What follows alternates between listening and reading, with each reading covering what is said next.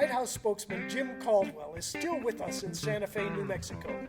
He seems to be appreciating the virtues of a sparsely populated state and has agreed to share with us some of the national developments concerning the coronavirus. Jim Caldwell.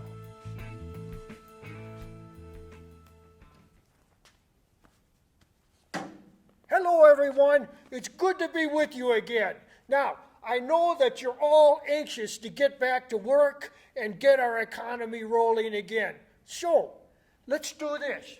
If you take a photographer's fisheye lens and turn it upside down, and you just go ahead and focus it on that curve, well, it starts to get pretty interesting. Now, even a simpler way is to just turn the page slightly. You see that? And it starts to get pretty good. So the White House is proposing that we go ahead and turn the page. Now, there's a lot to talk about, so let's get right to it. First of all, our president is proposing solutions on a daily basis for this whole coronavirus thing. That's the way brilliant people think. They're thinking all the time, and they're way ahead of the times.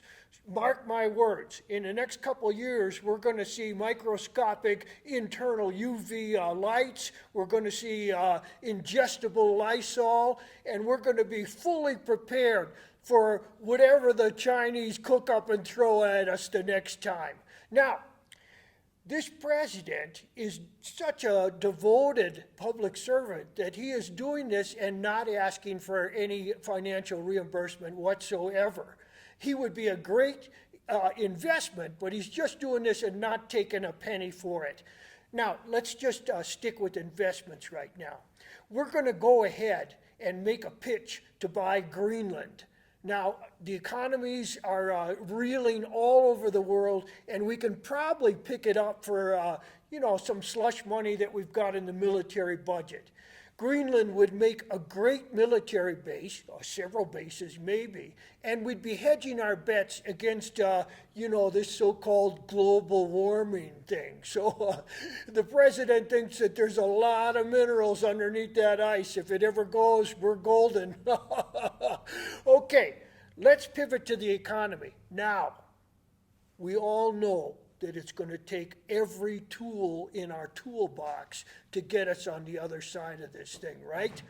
And no one understands one of the most important tools better than our own president.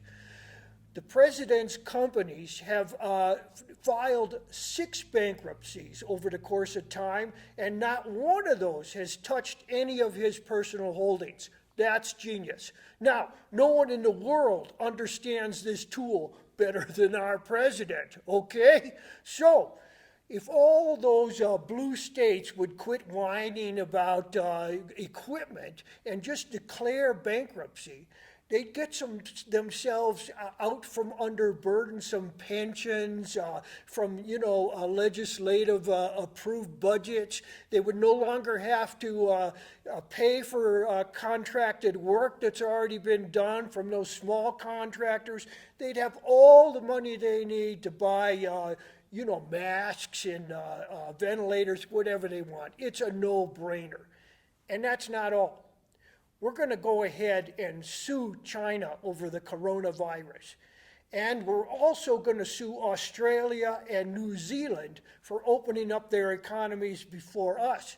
Now, these are going to be very lucrative settlements, and we can use the profit from that to use for any kind of countersuits that might come our way for, climate change or labor endangerment or oil spills or environmental degradation, what have you. Remember, the party with the most money wins, and that's us. We can hire the best lawyers, and we can just drag the thing out until the other parties give up or the courts settle, they throw it out, or there's some little settlement. So we're in great shape here, folks. So settle in. We've got nothing to worry about. A couple more days of hand washing and social distancing, and we're all going to be just fine. Buy yourself some more toilet paper, some ammunition. You never know when you're going to need that. A little Lysol on the side. Thanks for looking in.